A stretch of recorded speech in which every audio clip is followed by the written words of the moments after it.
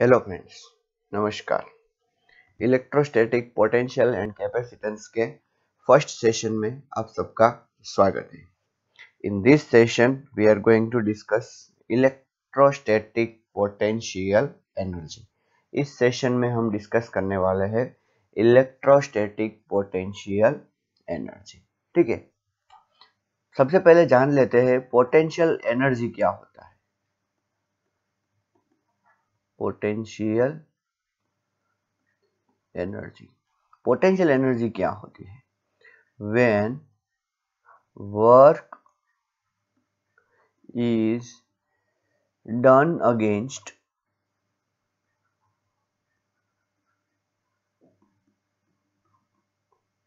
conservative force, when work is done against conservative force on any system, then energy gets stored in the system. Energy get stored in the system. समझे? कुछ नहीं समझे? ठीक है, मैं explain करता हूँ। ठीक है, पहले आप डेफिनेशन लिख दीजिए। ठीक है, ये अगेंस्ट वाला अच्छी तरीके से ध्यान रखिए। फिर ये कौन सा force? Conservative force. When work is done against conservative force on any system, then energy get stored in the system. Okay, such energy is called potential energy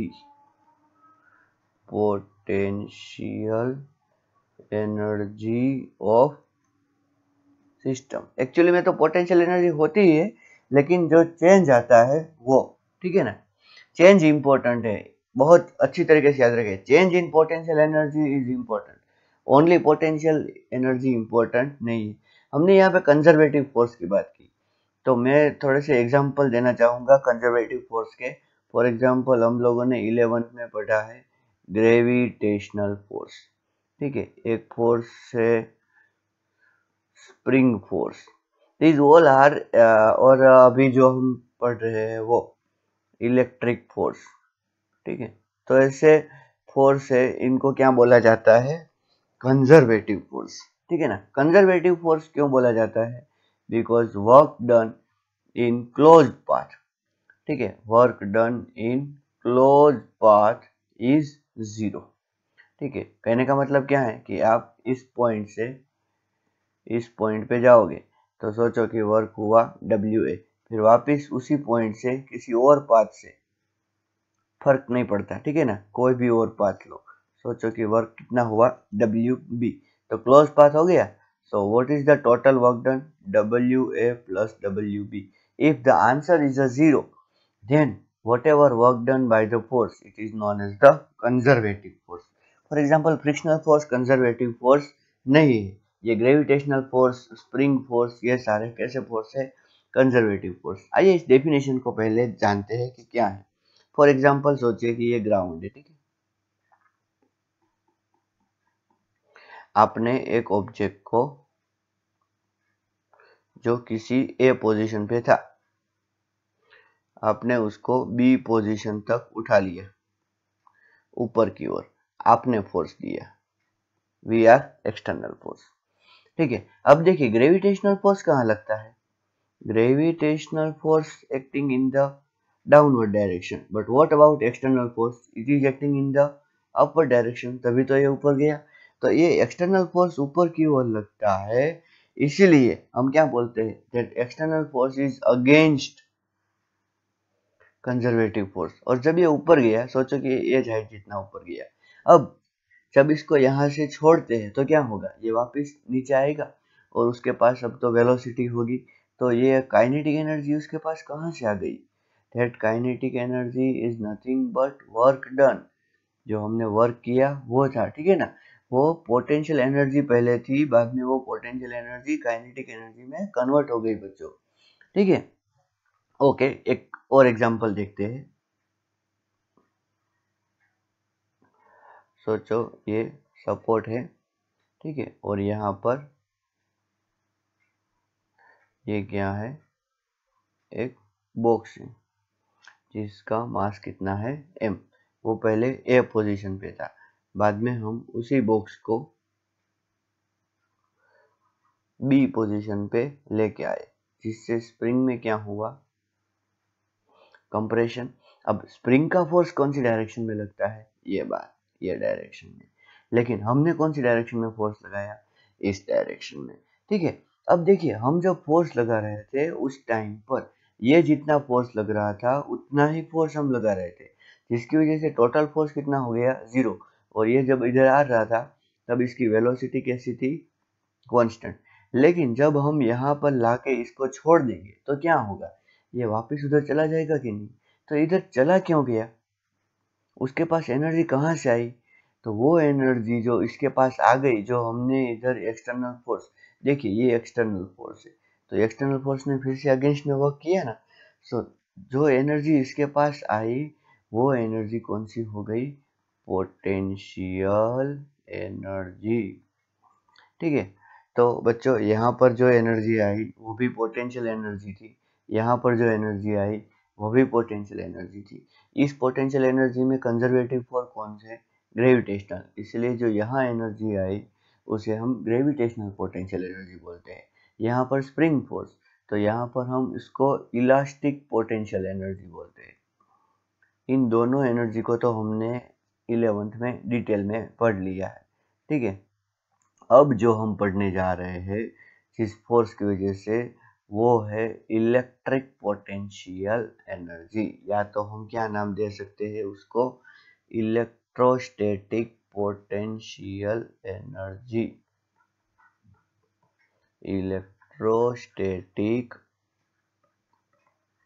potential energy. तो इसकी अगर हम सिंपल डेफिनेशन लिखें, ठीक है, तो क्या होगा कि किसी ऑब्जेक्ट या किसी सिस्टम पर आप वर्क कर रहे हो, ठीक है, इफ फोर्स अप्लाइड, या तो देखो मैं फोर्स नहीं बोलूंगा, वर्क डन, जो हमने पहले डेफिनेशन लिखी थी वही अगर सोचे, if work done on any system against electrical force, Coulombian force जो हमने पहले चैप्टर में पढ़ा ना, ओके, तो क्या होगा, then energy stored in system, energy stored in system is called electrostatic potential energy, उसे हम क्या बोलेंगे, इलेक्ट्रोस्टैटिक पोटेंशियल एनर्जी, ठीक है। देखो मैं एक एग्जांपल लेता हूँ। सोचो कि एक चार्ज है Q, ठीक है, अच्छी तरीके से देखना, और ये है फिक्स्ड चार्ज है, और एक चार्ज है Q0, जिसको हम क्या लेंगे, टेस्ट चार्ज, ठीक है। एक बात हमें ध्यान में रखनी है बहुत अच्छी तरीके से, that Q0 is much much less than Q।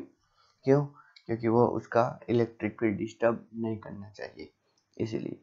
अब इस Q0 को मैं सोचो कि पहले वो Q0 किस पॉइंट पे था, ए पॉइंट पे, बाद में हमने एक्सटर्नल फोर्स लगा के उसको ए से बी तक लेके आए, हम लेके आए, ठीक है। Suppose Q0 is moved by F external from A to B। कहाँ से कहाँ मूव किया हमने उसको, ए से बी तक मूव किया, अच्छी तरीके से देखिए, और किसने मूव किया, एक्सटर्नल फोर्स ने मूव किया। ओके, और यहाँ पर एक बहुत बहुत ध्यान में रखने वाली बात है, वो कौन सी है, विदाउट एक्सेलरेशन। मैं इसका मीनिंग आपको समझाता हूँ। विदाउट एक्सेलरेशन का मतलब क्या है, देखिए ये इलेक्ट्रिकल फोर्स इस Q0 पर एक्सटर्नल फोर्स इस डायरेक्शन में लग रहा है, ठीक है ना, और इलेक्ट्रिकल फोर्स सोचो कि इलेक्ट्रिकल फोर्स जो उस पर लगेगा वो कौन सी डायरेक्शन में लगेगा, इलेक्ट्रिकल फोर्स इस डायरेक्शन में लगेगा। और हम ऐसा सोचेंगे कि F external magnitude wise, F external और F electrical both are same, ठीक है। अब ये देखो दोनों फोर्स लग रहे हैं और इक्वल और अपोजिट डायरेक्शन में लग रहे हैं, that's why what you can say net force is a zero. और अगर नेट फोर्स जीरो है, ठीक है, नेट फोर्स कैसा है, 0 न्यूटन है, तो एक्सेलरेशन इज इक्वल्स टू तो क्या होता है, फोर्स अपॉन मास होता है, तो वो भी कितना हो जाएगा, 0 मीटर पर सेकंड स्क्वायर, ठीक है। अब सोचिए कि हम उसको लेके आए, किसको, उस चार्ज को कहाँ से कहाँ तक लेके आए, ए से बी तक। हमारी स्टोरी अब तक वहां पर ही थी ना, कि हम उसको कहाँ से कहाँ लेके आए, बी तक, ए से बी तक लेके आए। पहले ए पर था, बी तक, अब तक हमने उसको छोड़ा नहीं है। सोचो अब अगर हम उसको छोड़े तो क्या होगा, हमने एक्सटर्नल फोर्स लगाना छोड़ा नहीं, अगर हम एक्सटर्नल फोर्स लगाना बंद कर दे तो क्या होगा, as we remove external force, जब हम एक्सटर्नल फोर्स रिमूव कर देंगे तब क्या होगा, आप खुद ही सोचिए, Q0 will move back from B to A। समझ में आया, वो तो हम फोर्सफुली उसको A से B तक लाए थे, वो किधर चला जाएगा, B से A। तो इसका मतलब क्या है, therefore we can say that Q0 has gained some kinetic energy। अब ये काइनेटिक एनर्जी कहाँ से आई उसके पास, ठीक है ना, हमने तो ऐसा बोला था कि विदाउट एक्सेलरेशन है तो वेलोसिटी कांस्टेंट है, तो काइनेटिक एनर्जी उसके पास आई कहाँ से, ठीक है ना। तो हम क्या बोल सकते हैं, this kinetic energy is nothing but work done bye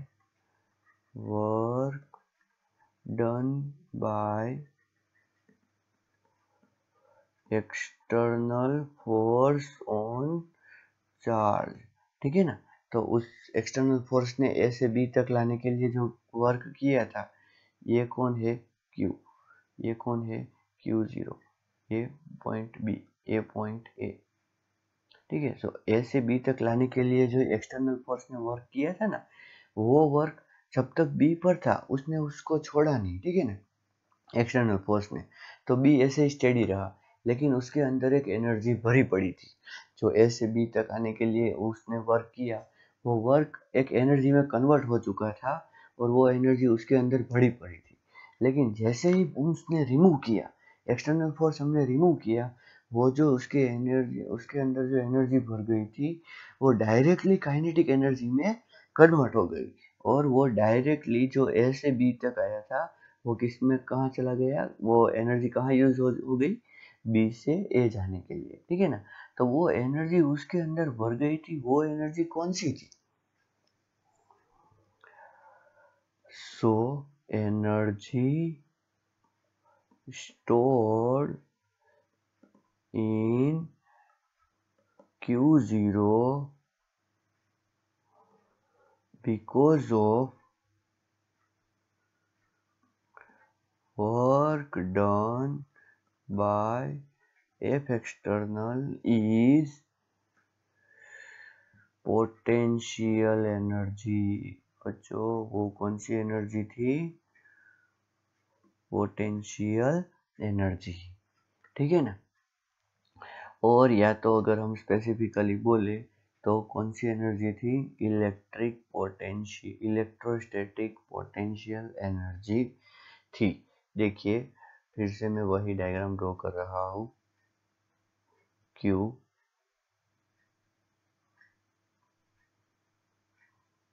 यहाँ पर एक पॉइंट है, B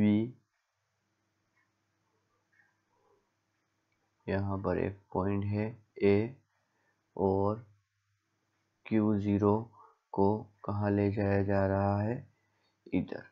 तो Q0 की चेंज इन पोटेंशियल एनर्जी अगर हम सोचे, change in potential energy of Q0, ठीक है, अकेले Q0 की नहीं होगी, हम ऐसा भी बोल सकते हैं पोटेंशियल एनर्जी ऑफ सिस्टम, ठीक है, is equals to work done by external force. वो कितना वर्क होगा? तो वो वर्क होगा, अभी देखिए ए से बी तक जब हम ला रहे थे उस टाइम पर हमने क्या डिस्कस किया कि उसके ऊपर नेट फोर्स 0 लग रहा है। अब देखिए जैसे जैसे Q0 उसके नज़दीक आएगा, ये Q है वो उस पर ज़्यादा इलेक्ट्रिकल फोर्स लगाएगा। लेकिन हमें तो ऐसा मेंटेन करना है ना कि Q0 पर नेट फोर्स 0 लगना चाहिए।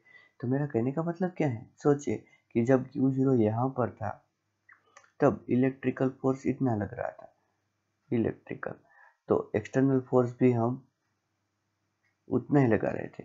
लेकिन जब Q0 यहाँ पर आ गया उस टाइम पर इलेक्ट्रिकल फोर्स बढ़ गया, तो हमें भी एक्सटर्नल फोर्स बढ़ाना पड़ेगा।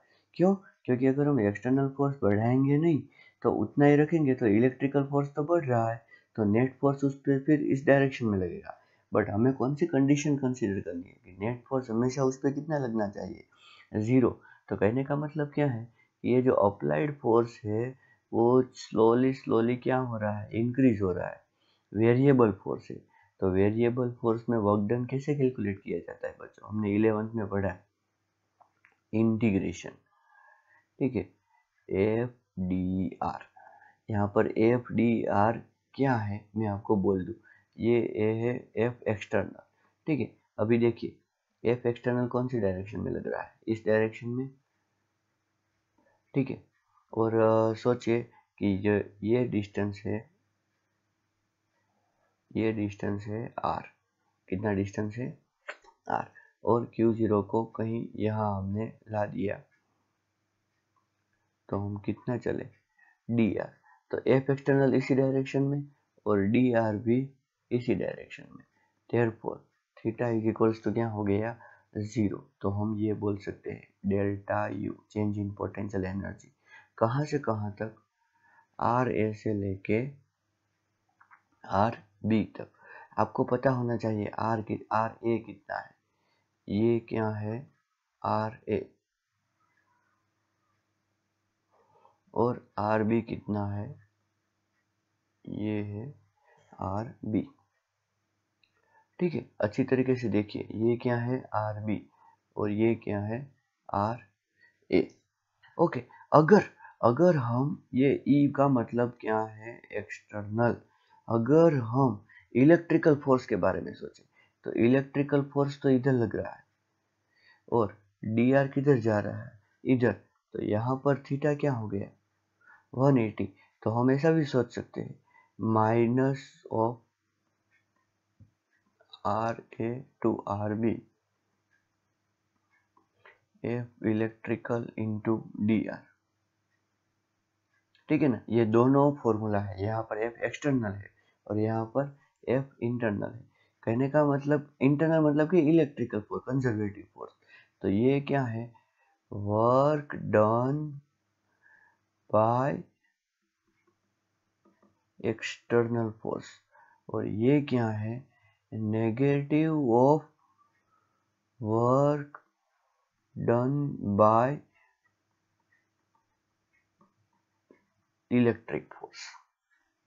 ठीक है ना, आप इसको अच्छी तरीके से समझिए। ओके, तो ये हमने क्या कैलकुलेट कर लिया, डेल्टा यू। तो आइए उसको और अच्छी तरीके से समझे। Delta U is equals to हमें क्या मिला, तो वो हमें मिला माइनस इंटीग्रेशन आर ए से लेके आर बी तक। अभी एक इलेक्ट्रिकल फोर्स कितना होगा, तो आपको पता होना चाहिए कि q upon r square into d r. ठीक है, आगे अगर इसका इंटीग्रेशन करें तो क्या मिलेगा, माइनस क्यू।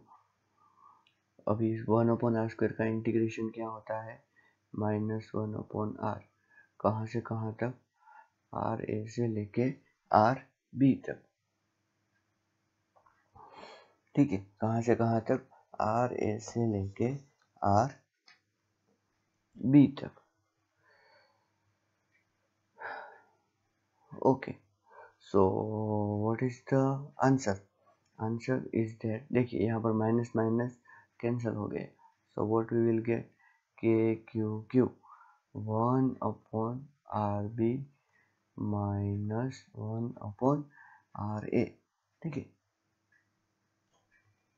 यहाँ पर मैं फिर से लिखता हूँ, delta U is equals to q 1/r/b minus 1/r/a। अब ये डेल्टा यू क्या है, delta U is nothing but final potential energy minus initial potential energy. ठीक है, q 1/r/b minus 1/r/a। U final minus U initial.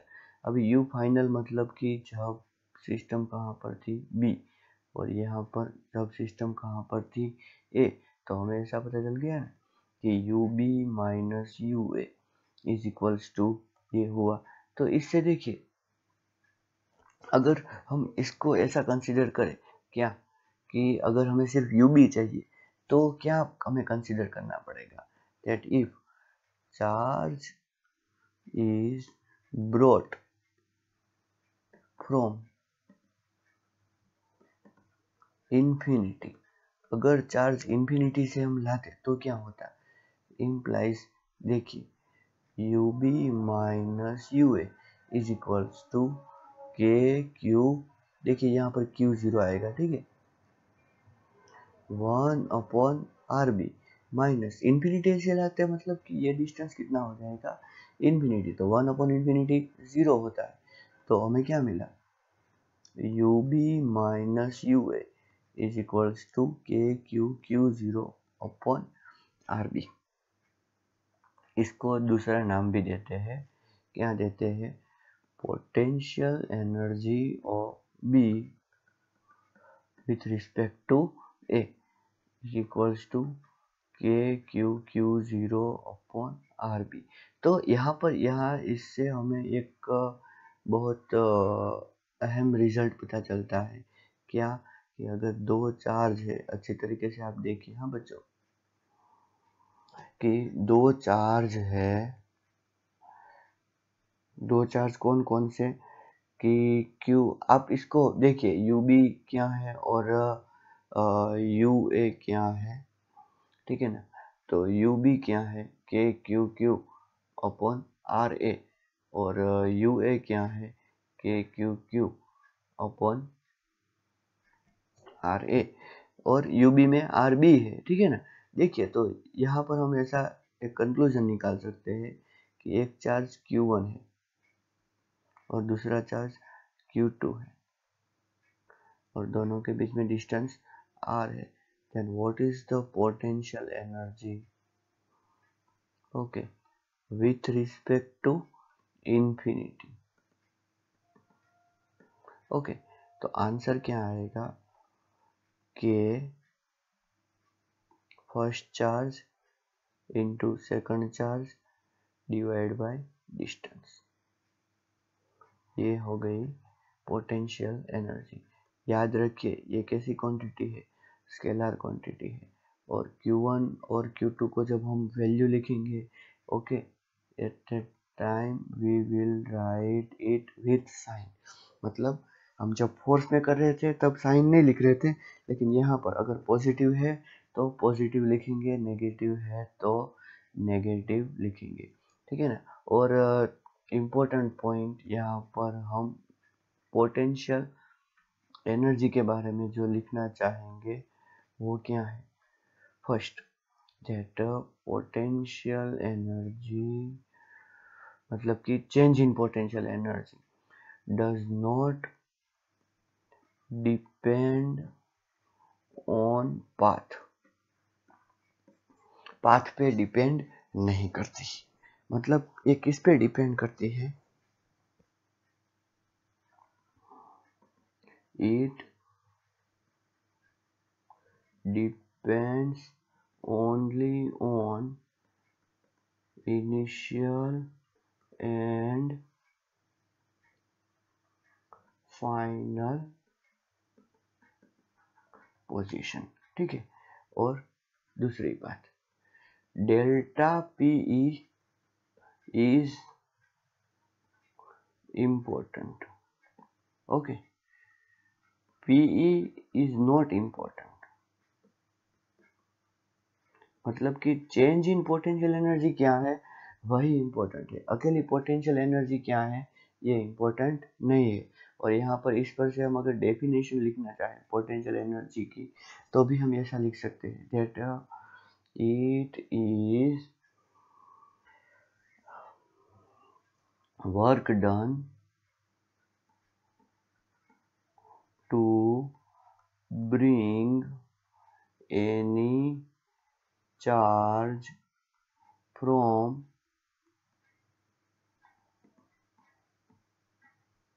कहाँ से, infinity to given point in electric field, okay, by external force, ठीक है। तो आज हमने discuss किया इलेक्ट्रिक पोटेंशियल एनर्जी के बारे में। अगले लेक्चर में हम डिस्कस करने वाले हैं इसके बेस के ऊपर थोड़े से एग्जांपल, सुपरपोजिशन प्रिंसिपल और वो सब देखेंगे। उसके बाद में हम पोटेंशियल देखेंगे, ठीक है। Thank you.